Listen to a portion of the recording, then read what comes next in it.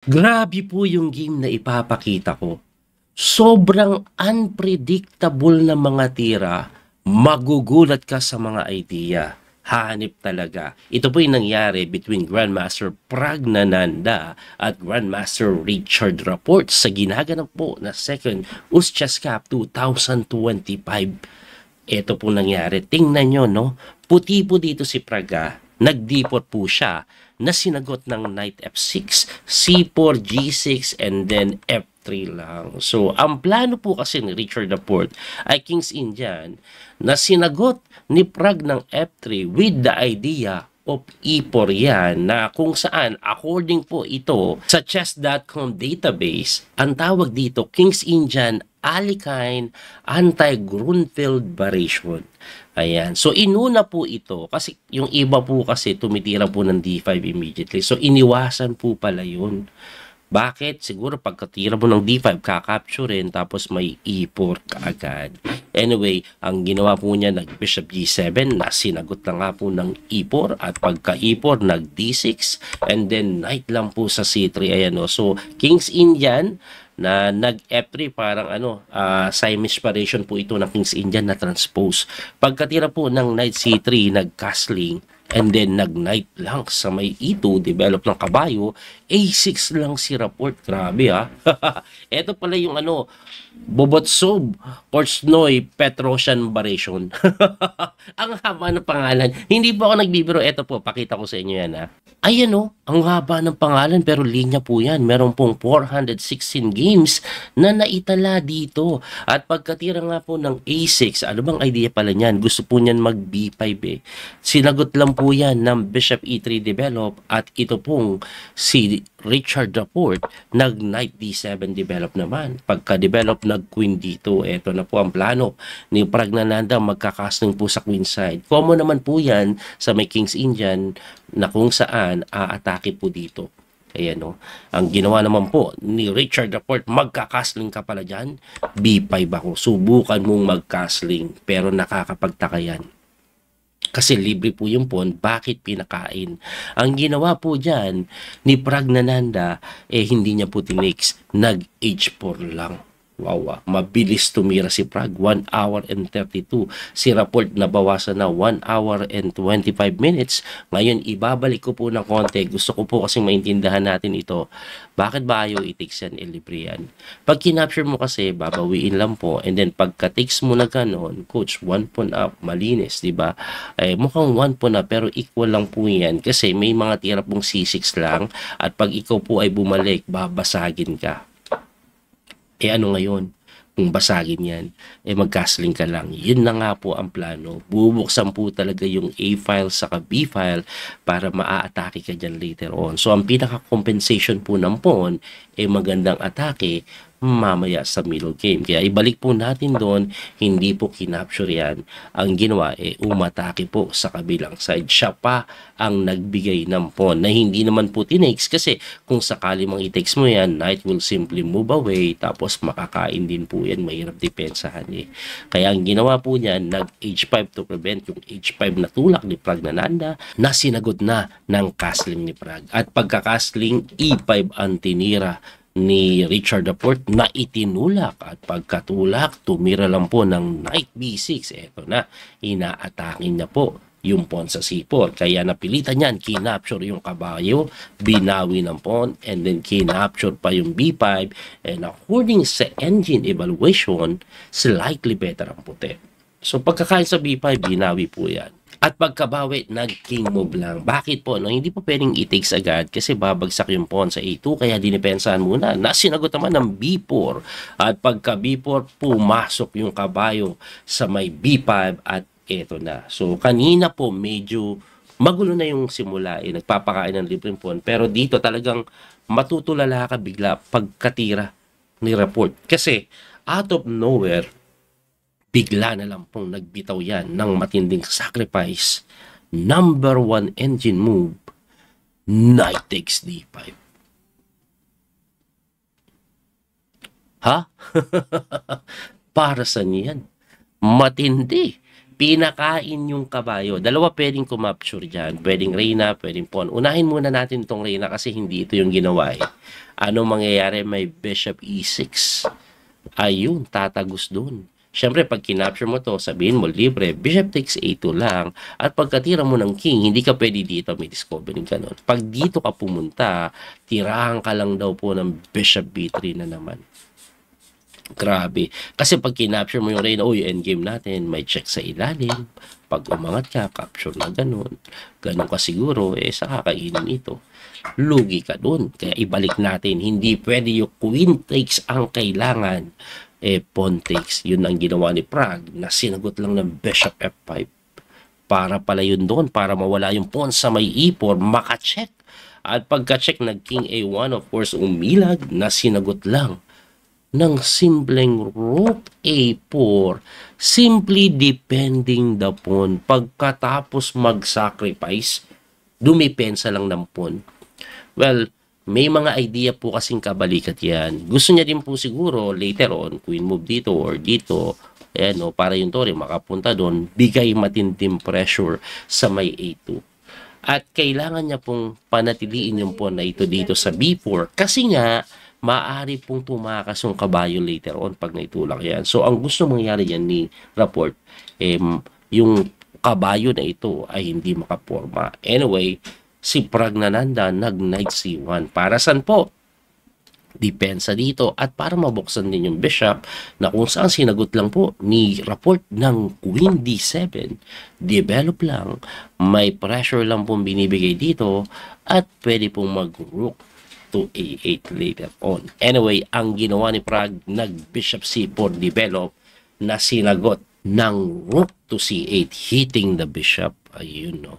Ang bishop c4 kasi, bukod sa develop yan, may depensa doon. So, ang gusto mangyari ngayon ni Rapport, umalis ka na hindi mo naman magawa dahil makakapture yung kabayo. Kaya dinipensahan po yan ng queen to e2. Ayan. At pagka queen e2, another pawn sacrifice ang ginawa ni Richard Rapport. E4 lang mga sir. Binigay lang po yung pawn. Well, first of all, hindi po matakes yan. Kasi pag tinakes mo, pwedeng gumanon. Diba? Matutuhog ka. Ang pinakapunto niyan, gustong mabuksan. Ito pong kanyang bishop. Ngayon, coach, di ba makakatakas na pwede na pong magtalon dito yung kabayo kasi inalis niya hindi maaari yun. Example po kasi nag-knight to d5 ka, capture muna dito, and then pag nag-pawn takes ka naman, tirahan ka lang ng bishop takes d4 daw, capture dito, and then simple b3, goods na daw. Bakit po? Ito ang nangyayari ngayon. May pin po na ibinibigay at maaari pong makapture ito. Let's say for example, coach, pwede naman capture niya ng kabayo. Hindi maaari dahil rook takes capture and then queen to a4. Checkmate. Grabe, no? Tindi. Ang lalim masyado no? Balik ko po, no? Medyo pinapasok ko talaga yung mga hindi ko maintindihan Dami kasing kaguluhan, kaya kung mahaba. Anyway, ang ginawa po dyan, pagka e4, nag-bishop lang to b3. Hitting the rook na hindi pinansin muna, kinapture muna yung pawn sa f3 kasi hitting the queen pa yan. So, binawi and then saka umatras sa a5, inaatake po yung kabayo. Ngayon, yung kabayo na yan, abay hindi makatalon dito sa may d4. Bakit? Pag tumalon pala yan dyan, mas titikman ito, kakain ka doon, and then pagka takes po sa may d4, 2 pieces for a rook ang mangyayari. So, ang ending po, hindi maganda yon for white kasi ang lalakas po ng mga bishop. Kaya ang ginawa po dyan, nag-bishop c4 to defend, which is mali pala. Big blunder ang bishop c4. Ang tanong dyan, paano naging blunder yan? Saang banda ang blunder dyan? No? Paano nasabing mali? Yan ang tanong Anyway, ipapakita ni Richard Rapport kung bakit mali. No? Ito po kasi may napakagandang, very unexpected, brilliant sacrifice. Nung una akala ko pwedeng capture pero takes. Pero it turns out, yung ganun linya is okay lang for the side of white. Pero hindi pala yun Hindi pala yun. Ito pala Grabe to Shocking sobra. Bishop C2. Brilliant move. Pinakain yung bishop. Ang matindi, anong pinaka ginagawa niya dyan? Ina-atake niya lang yung torre. Grabe. Okay, marami tayong tanong dito. Unang-una po, no, anong mangyayari pag kinapture? Hindi kasi yan tinex. Pero ano ba mangyayari pag kinapture? Eto tiro, queen takes b5. What? Kinapture lang yan? Eh, di ba pwedeng kainin? Kasi kahit i-takes mo to, ang ending yan, one piece up pa rin po. Ang ang puti eh. Di ba? Kaso, ang malaki niyang problema, may pressure po sa B2 at mahirap depensahan nakahang pa nga ito. Like example, mag knight d3 ka, de rook takes b5, de lugi ka ngayon. Bukod sa malakas yung pressure pa rin sa b2, grabe po activity ng pyesa, lamang panampon. So, ngayon, teka lang punta ulit tayo doon. What will happen kung, let's say, isave natin yung bishop? Ayan. Kasi okay lang naman i-capture to, di ba? Di pa naman mate. Hindi pa mate, pero mamamati na. Kasi ang next mo, magaganon lang yan, discovery, mati na. Walang ibang tira yan. Pwede ka mag-rook dito, pero rook dito, again, libre lang yan. Tatagal ka lang ng konti, and then mati ka na. Yun ang mangyayari. Grabe. Hindi pwedeng i-takes yan. Kaya nga po napilitan yan, mag-rook to d2 na sinagot lang ng simpleng-simpleng bishop a4. Ayan na yung sinasabi ko. Yung kabayo hindi makaporma. Ang only square niyan is knight d4. Pero after knight d4, simpleng rook to c5 ang ginawa, putting a lot of pressure dito po sa bishop na hindi makagalaw kasi mati doon. At ito daw po ay definitely tagilid na for the side of Pragnananda. Anyway, Pragnananda hindi naman nag-design. May nakita pa siyang depensa dyan. Ito po yung knight lang po sa may c6 na kinapture lang. Yun lang po yung ginawa. Kasi po, pag kinapture mo yan pabalik, okay, queen takes c6, ang mangyayari, yung pa rin hindi madipensa, may bati pa rin doon, malilibre. Tatlo na po yung nakatututok eh. Ibalik po natin ha. Kaya nga po ang ginawa ni Pragjan is nag-knight to b3, hitting the rook na sinagot lang ng rook takes c4. At pagka rook takes c4, kinapture po yan. Teka lang, coach, quality up pa rin si dito, rapport ha. Huwag kayong magulo kasi may ganito po. Ngayon, iiwas lang naman. At pagkaiwas, sinimplihan lang. Bishop c4.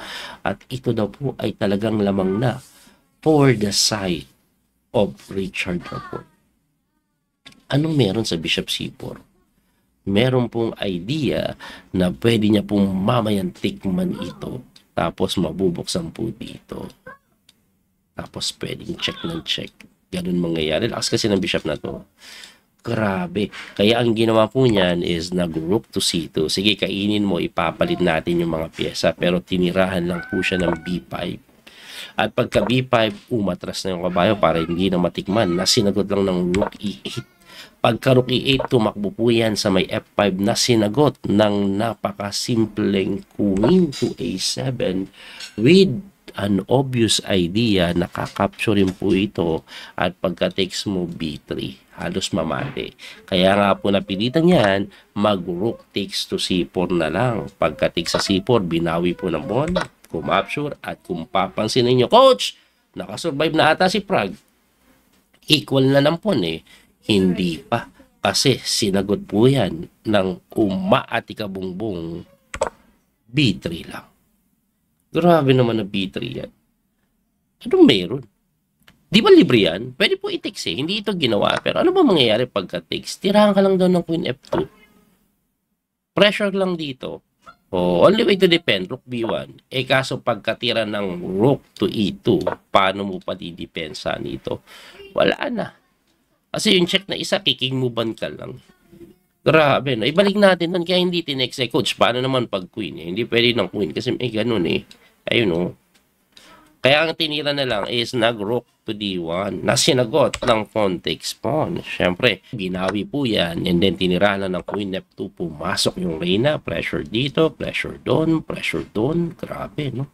Tumira ng Queen B3 na sinagot lang ng Rook to E3 hitting the Queen. At pagkatira po ng Rook to E3 hitting the Queen, nag-resign na si Pragnananda.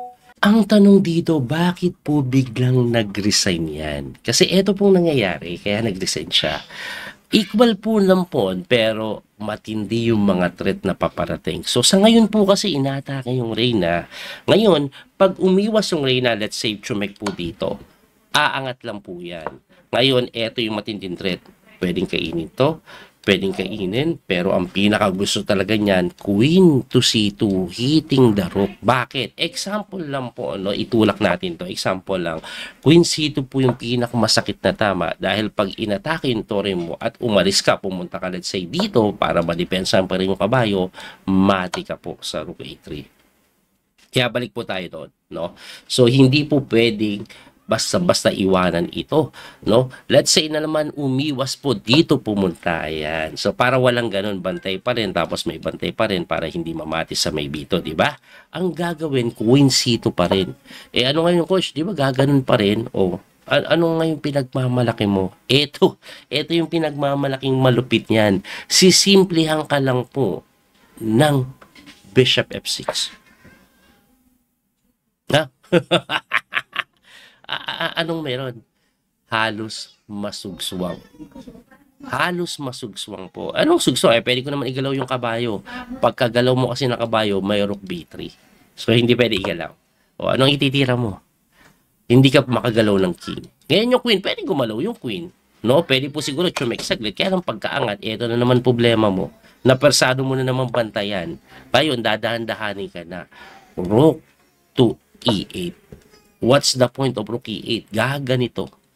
At paano mo didepensahan? Paano mo didepensahan yan? Siguro pwede na to. O, ayan. Pwede na yan, coach. Kasi wala na rook B3. Umalis na eh. Rook A8 pa rin.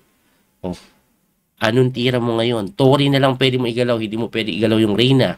No? Kasi pag gumalaw yung Reyna, let's say, saan ba pupunta? Dito. May simpleng Queen C4 yan. Ayan. Grabe, no? Grabe, ibalik natin doon. Siguro, coach, igalaw na lang natin yung Tori. Tori na lang. Eto, i-depensa natin yan para solid. Rook A po. Saan pupunta yung Reyna? Saan pupunta? Let's say dito. Ayun, may depensa na. May pressure pa. Tirahan ka lang po ng sacrifice. Mati ka. Ang daming way para manalo. Kumbaga, balik po tayo doon. May pagkasi may sugswang yung white, hindi makaporma, ipit na ipit. Kaya Pragnananda, I had enough, ayoko na, resign na ako. Grabe yung ginawa na yun ni Richard Laporte, no?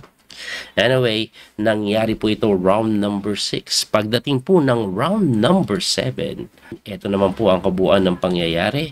Ayan, natabla si Nepo at Prag, panalo Noderbek kay Madsudlo, tabla yung iba, tapos Sindarub, tinalo si Chit Baratamo. Tapos, Richard Laporte, tabla po kay Arjun Erigay at ito po ang kanilang standing. Tingnan nyo po, leading si Noderbek with 5 points out of 7. Arjun Erigay si Sindarub is 4.5. Tapos, 4 si Madsudlo, Noderbek, Yakubawev 3.5 together with Pragnananda. Na dalawang sunod kasi talo to si Prag. Tinalo ni Madsudlo, tinalo pa ni Richard Laporte. Ayan, tapos ayan po ang kabuuan ng standing as of the moment. Abangan po natin yung mga susunod pa na laban. Abangan nyo din yung parating na laban ni Wesley sa Superbet Classic na Rapid and Blitz together with Magnus Gukesh, Ale Reza, Fabiano Caruana, and more. So, muli ito po yung Coach Pinamaster Daniel Causo. Hanggang sa muli pagkikita. God bless po mga kabiyahe. Don't forget to like and share, follow and subscribe. Bye-bye po. Thank you sa support. That little mouse, 'cause I'm an album.